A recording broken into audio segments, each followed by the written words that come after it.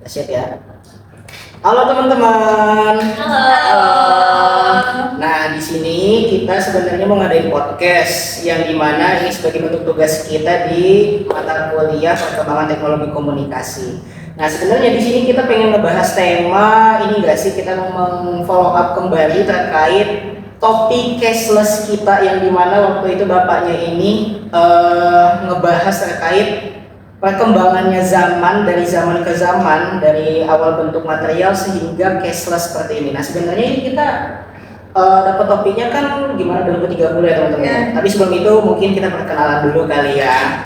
Oke, mungkin dimulai dari ini kali, berurutan dari sebelah kanan saya. Boleh diperkenalkan, nanti berurutan ke sini ya teman-teman. Halo semuanya, kenalin nama saya Farida Aishi. Saya Gadita Fairu Zakia. Saya Sinta Nursianingrum, biasa dipanggil Tata. Dan saya Muhammad Badrul Salam. Oke, mungkin terima kasih teman-teman, ini kita udah perkenalan. Nah, sebenarnya kan di 2030 ya teman-teman ya. Ini aja kita sudah membahas terkait krisis keamanan, krisis terkait kan uang kita nih cashless ya. Iya. Seolah-olah tuh kita tuh kayak megang uang, tapi sebenarnya tuh Nggak megang fisiknya. gitu. Nah, sebenarnya nih dari kalian sendiri ada nggak kayak apa namanya pembahasan yang apa ya, solusi gitu di tahun 2030 ini ada gitu? Apa ya? Kalau kita mengikuti dari perkembangan zaman itu, yang dimana kita itu akan selalu menguasai teknologi. Apa tuh? Dibutuhkan blockchain guys. Apa Blockchain. itu blockchain? Kan pembahasan blockchain ini wes keluar pasti. Kalau kita membahas blockchain, Emang apa blockchain? kalau menurut aku blockchain itu dimana teknologi itu semakin canggih, yang nantinya di tahun 2030 ya mungkin ya, itu teknologi semakin canggih dan mungkin dari pembahasan tadi transfer pembayaran yang dimana kita selalu memakai cashless ya. Nah itu ketika nanti diciptakan sebuah blockchain, pembayaran digital semakin canggih, yang dimana nanti seperti dikatakan berangkas digital yang aman dan praktis. Itu sih kalau menurut aku blockchain. Aman dan praktis. Maksudnya tuh gimana maksud aman dan praktis ini guys? Kalau sekarang aja kan pembelian pembayaran apa itu pakai digital ya. Itu aja udah nggak apa ya, udah ribet banget ya, harus masuk apalagi ada barcode, kita harus pin masuk, belum lagi kadang data kita load. Iya. Bisa nggak sih kalau misal pin itu ke distract sama orang? Iya kan? Nah, iya. Kayak kan beberapa ada kan? Iya. Marah Berarti banget sih maksudnya tuh sekarang. analoginya tuh apa ya? Kan kalau misalnya sekarang ini kan kayak ada apa ya yang memoderatori dari sistemnya kan, Iya. seolah-olah ya bahasanya ini data kita atau uang kita ini nggak aman dan malah disimpan di orang lain. Iya, maksudnya gitu. benar. Oh, terus kalau blockchain itu emang maksudnya kayak gimana? Kalau blockchain ini adalah sebuah berangkas yang dimana uang kita tuh disimpan di situ, dan nanti itu data-data kita itu kita bisa pegang sendiri, tapi orang-orang tuh bisa pegang juga, tapi lebih kita yang tahu. Misalnya kita tuh belanja uang apa ya, kita beli bahan pokok. Nah, kita belanjanya pakai blockchain ini, tapi data kalau di banking kan itu ada ini ya, ada apa sih? saldo enggak, ada riwayatnya, mutasi pembelanjaan mutasi, gitu. ah. Nah, kalau di blockchain ini mutasinya itu lebih transparan ke kita. Kalau di banking itu kan mutasinya itu bisa dilihat orang lain ya, maksudnya dari yang bankingnya dari pusat itu bisa melihat apa yang kita beli. Nah, tapi kalau di blockchain ini lebih ke kita yang tahu. Kita sendiri. Berarti yang tahu. punya kita. Iya, Blockchain punya itu di pembayaran digital yang semuanya itu kita yang tahu. Riwayat transaksi itu cuma kita, ataupun yang lainnya itu cuma kita. Jadi kita nggak dinaungi oleh m-banking dari pusat-pusat sananya itu. Kalau menurut aku gitu sih. Kalau Gimana menurut aku blockchain ini dia tuh menurut aku ya, dia tuh seperti buku kas kita. Misal buku kas kan pasti ada yang pegang, misal orang yang pasti kita percayalah sama orang ini, pasti dia tuh yang nggak percaya, makanya dia dijadiin bendahara gitu. Lama kelamaan kalau aku rasa itu blockchain tuh kayak bendahara ini tadi itu udah nggak orang gitu loh. Maksudnya blockchain ini teknologi yang isinya menurut aku ya, yang sepemikiran aku itu berisi semua data-data kita. Jadi secepat itu kita membayar, kita juga nggak perlu PIN, kita juga nggak perlu dinaungi oleh m-banking. Justru malah bank-bank itu yang bekerja sama ke ini tadi apa blockchain tadi. Oh, coba ya, mungkin aku mau narik kesimpulan secara analoginya. Berarti diibaratkan ini kan kayak uang kas ya. Tapi kan mungkin yang tadi agak bias gak sih kalau misalnya kita menjadikan satu subjek aja yang nyimpen ya gitu. Makanya diibaratkannya ini mungkin kayak enggak sekedar buku gitu. Enggak sekedar buku tulis uang kas. Seketika kalau misalnya hilang ya udah gitu, semuanya nggak ada data nyimpen gitu. Nah berarti kan ini blockchain itu ibaratkan kayak server ke server gitu ya. Berarti bisa diakses sama orang lain banyak. Berarti intinya satu data ini ada di HP kamu, dan HP aku berarti gitu ya. Di HP kita ada, berarti intinya kayak istilahnya uang kas itu dicatat di grup WA kelas gitu ya. Analoginya. Jadi ketika misalnya nanti kita nggak ada ada biasnya gitu kan, biasnya misalnya kamu nggak jujur gitu kan, aku udah bayar 50.000, ternyata kan data bubble chat kita ini ada gitu. Berarti analoginya tuh kayak gitu berarti teman-teman ya. Oh, berarti blockchain tuh kayak gitu teman-teman. Terus kalau misalnya kan tadi sebentar aku mau follow up. Kalau misalnya kan tadi bilang ada transaksi ini lebih mudah gitu kan, lebih bahasanya efisien dan juga kayak lebih cepat gitu, lebih aman, gak praktis. Maksudnya itu kayak gimana? Misal kalau kita dari tahun ini, meskipun kita itu memakai transfer dari m-banking, itu ada kemungkinan server dari sananya error. Dari m-banking sana itu bisa ada error ataupun problem yang dimana transfer itu masih tidak bisa sekarang. Bisa kalian pernah nggak sih kayak ngerasa transfer gagal karena apa gitu kan? Nah, gimana nanti kalau menurut aku pribadi blockchain itu nanti bisa mengatasi permasalahan tersebut yang dimana karena tidak dinaungi dari m-banking tersebut, pihak ketiga gitu lah ya. Iya. Dan apa namanya, blockchain itu kan punya kita pribadi, yang dimana nanti akan sangat mempermudah kita tanpa perantara ketiga dari m-banking itu. Seperti itu. Jadi karena teknologi itu semakin canggih dan langsung transfer tanpa ada hambatan apapun yang kita akan transfer ke orang. Berarti isinya kayak peer to peer gitu ya, kayak udah HP ke HP gitu. Bisa kalau di iPhone tuh kayak apa sih? iDrop. Gitu berarti ya. Benar. Nah, kalau misal ya, kan transfer udah mudah, terus transaksi itu juga mudah. Kalau di tahun 2030 itu yang dimana nanti kan digital itu semakin canggih, apa benar blockchain itu dapat menjadi solusi di tahun 2030 itu? Gimana sih menurut kalian guys? Apakah itu worth it buat kita yang dimana nanti teknologi itu akan semakin canggih di masa depannya?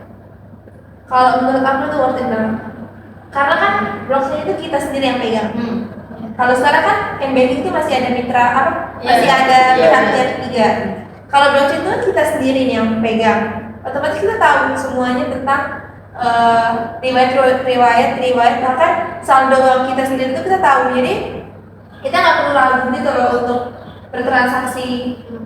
Jadi kayak kalau sekarang kadang uang kita kayak misalnya transfer uang berjuta-juta kan kadang dari pihak bank itu ada error kalau lebih dari beberapa juta. Iya benar. Kadang harus ada minimal transaksi 5 juta. Jadi kalau misalnya kita mau transaksi 20 juta, kita harus 5 kali dong. Iya, iya. Karena kita juga ini ya kena biaya admin. Efisiensinya. Itu yang efisiensinya. Kalau di Bali itu kan saya ada yang sehari harus 5 juta aja. Ada tingkatan-tingkatan, ada golden, ada Iya, premium. ada ini kan, tingkatan kartu banknya gitu.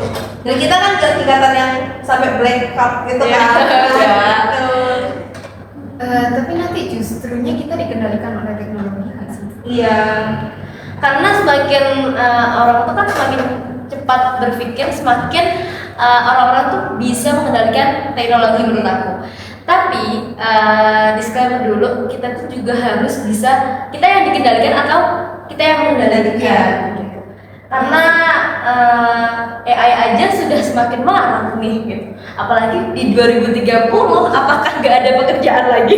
Udah diganti AI gitu. Apa kita tinggal duduk, terima uang masuk? Tapi nanti kalau kita menggunakan AI itu dengan baik, kayak bukan kita nyuruh AI untuk mengerjakan tugas itu, tapi gimana caranya kita itu dapat mengelola AI itu dengan baik, dengan cara kayak misal kita nggak tahu nih tugas ini gimana caranya, maksudnya kita itu mencari tahu terlebih dahulu, bukan langsung komunikasi dari tugas itu. Gitu nggak sih? Seharusnya. Menurut kalian nih, kalau dipikir-pikir ya, menarik kesimpulan dari kayak teknologi di 2030 dan lain-lain, apa sih yang nggak bisa ditiru AI ataupun robot-robot lain? Maksudnya apa yang nggak bisa mereka tiru dari kita? Apa sih sebenarnya? Hampir semua ditiru. Sebenarnya paling originalitas aja. Asik. Iya. Jujur. Iya juga. Sebenarnya dari teknologi maupun AI ini sebenarnya bersangkut tahun 2030 ya. Iya. Apalagi kita bahas tadi tema terkait blockchain kayak tadi gitu. Sebenarnya dari aku sendiri kita nggak perlu heran kalau misalnya nanti kita bakal berdampingan dengan teknologi ataupun AI itu sendiri di sini. Dan itu sebenarnya yang membuat bahasanya ini tadi sih bukan sebagai objek gitu kan, bahkan mungkin jadikan pihak ketiga, tapi sebagai bahasanya ini berdampingan dengan kita aja gitu. Dan benar-benar mudah dan membuat efisiensi aja sih. Berarti dari pembahasan yang kita tadi bahas ini ya, kesimpulannya itu teknologi itu semakin di masa depan itu akan semakin canggih nantinya. Yang dimana salah satunya itu dengan blockchain ini, yang dimana nantinya bukan akan dari pihak ketiga kita atau kita mau transfer ataupun gimana, tapi nanti blockchain itu akan menjadi milik kita sendiri, yang dimana data-data pribadi itu kita yang tahu, kita yang megang gitu, Kita yang berkuasa gitu. Kalian pernah dengar nggak sih? Aku pernah lihat di Jepang kalau nggak Cina itu semakin saking mudahnya mereka transfer atau transaksi apapun itu cukup pakai ini sidik jari. Jadi tinggal ya kan, tinggal sebutin berapa terus sidik jarinya, dia tahu langsung nama, alamatnya, terus dia mau transaksi berapa begitu. Jadi kayak semakin kesini itu Makin canggih perkembangan teknologi. Tapi ingat lagi, bukan kita yang dikendalikan oleh teknologi, tapi Kita yang mengendalikan teknologi. ya kita yang dibantu. seperti itu guys. Jadi mungkin dari podcast ini kita sudah bisa menarik kesimpulan yang mana blockchain itu dari pembahasan ini ya. Berarti intinya aku izin follow up bahwasannya blockchain itu bisa menggantikan sistem transaksi di zaman sekarang ini menjadi lebih efisien, bisa juga lebih murah lagi karena tadi potongan biaya admin kan ya, yang zaman sekarang nanti di sini transaksi menjadi lebih mudah lagi dan bisa lebih transparan dan bisa lebih aman karena semua data itu kita pegang menjadi originalitas, menjadi hak kita pribadi kayak gitu berarti ya. Iya, betul sekali. Berarti kesimpulannya blockchain adalah salah satu solusi buat Di 2030 terkait isu cashless kita yang bahkan kemungkinan nih bisa aja hilang uang kita kayak gitu ya. Iya, iya. Oke. Mungkin begitu ya teman-teman ya. Mungkin sekian dari podcast kita kali ini. Aku Tata, Aku Zakia. Aku Aufa. Aku Badru. pamit undur diri. Dadah. Dadah, see you teman-teman. Sampai bertemu di lain kesempatan. Dah. Oke, halo teman-teman sekalian. Jadi aku mau nambahin perspektif aku sendiri mungkin karena kayaknya ada satu hal yang belum kesentuh. Tadi kan kalian udah ngebahas blockchain sebagai solusi dan aku setuju karena secara konsep itu masuk akal banget ya. Tapi yang bikin aku mikir tuh tadi kalau soal menerapkan blockchain ini perlu infrastruktur yang kuat baru bisa jalan kan. Dan kalau ngomongin infrastruktur negara kita sendiri Indonesia, jujur aku ya masih ada rasa skeptis aja sih. Bukan berarti aku kayak sepenuhnya pesimis, tapi kayak melihat secara realistis aja sekarang. Maksudnya sampai sekarang pun masih banyak daerah di Indonesia yang sinyal 4G-nya aja belum merata. Nah kalau misalnya infrastrukturnya dasarnya aja masih kayak gitu, gimana caranya kita mau ngomongin transaksi blockchain yang butuh koneksi stabil dan cepat di tahun 2030 nanti. Dan di sini sebenarnya teknologi kayak Wi-Fi 6 dan Wi-Fi 7 itu jadi lebih relevan karena sebelum sistem pembayarannya bisa canggih, jalannya dulu yang harus dibenerin agar ya sistem pembayarannya bisa juga jalannya yang harus dibenerin biar ya sistem pembayarannya ya lancar. Dan satu lagi yang menurutku bikin aku masih ragu soal cashless itu, aku sebenarnya takut data aku tuh ya takut aja sih data aku yang masih dipegang sama pihak ketiga. Mungkin dari mereka sendiri ada kayak ketentuan syarat-syarat dan lain sebagainya yang mungkin menahan mereka kan dari menyalahgunakan. Tetapi kan ya kita nggak tahu ya, kehidupan ini dinamis, manusia itu dinamis, korporat pun dinamis, semuanya dinamis. Dan dalam dinamis ini ada juga baik buruknya dan ya belum tentu untuk untuk kedepannya mereka bakal tetap baik gitu. Itu sih. Apakah ada kemungkinan disalahgunakan? Mungkin untuk sekarang nggak terlalu ya, tapi untuk kedepannya ya entah.